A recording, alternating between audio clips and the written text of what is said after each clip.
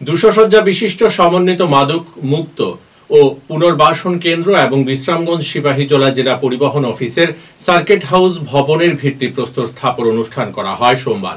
রাজ্যের মুখ্যমন্ত্রী professor doctor Manik Saha, পরিবহন পর্যটন দপ্তরের মন্ত্রী সুশান্ত চৌধুরী, বিশালগড়ের বিধায়ক সুশান্ত দেব, জেলা সভাধিপতি সুপ্রিয়া দাস দত্ত, বিধায়িকা অন্তরা দেব সরকার, বিধায়ক কিশোর বর্মন, জেলা শাসক ডক্টর সিদ্ধার্থ শিব জয়সওয়াল সহ আরো অন্যান্যরা উপস্থিত ছিলেন অনুষ্ঠানে।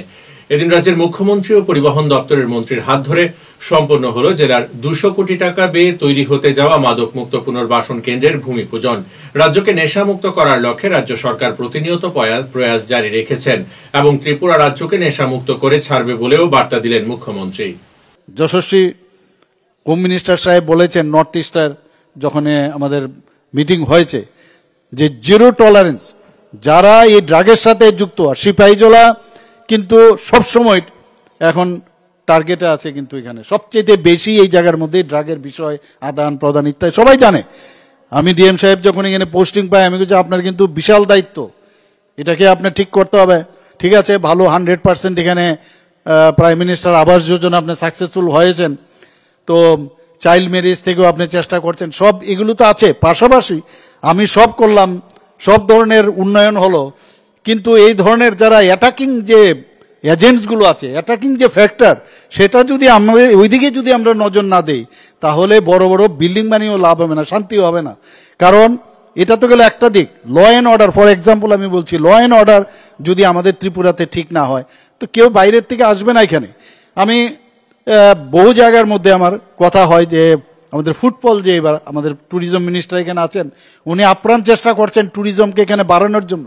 কিন্তু যখনই মানে দিল্লিতে আমি কথা বলছি যে আমাদের এখানে ইন্ডিয়াতে ইভেন বাইরের থেকে যখনই আমরা মাঝে মাঝে অনেক সময় খবর পাই যে ইন্ডিয়াতে বাইরের থেকে ট্যুরিস্ট এসছে, হয়তো বা বাইরেও হয়, এটা ইন্ডিয়ার বাইরেও হয়, কিন্তু আমরা আমাদের কথাটা বলবো, যখন কোনো বাইরের থেকে ট্যুরিস্ট হয় আসে, তার সাথে কোনো একটা অঘটন যদি হয়, সেই খবরটা কিন্তু সারা পৃথিবীতে যায় যে ওইখানে ইন্ডিয়া সেফ না। সিমিলারলি ত্রিপুরাতেও আমরা চিন্তা করব যে মানুষ যখন বাইরের থেকে আসবে, সেফ জোন, সেফ এরিয়া, তাহলে মানুষ আসবে।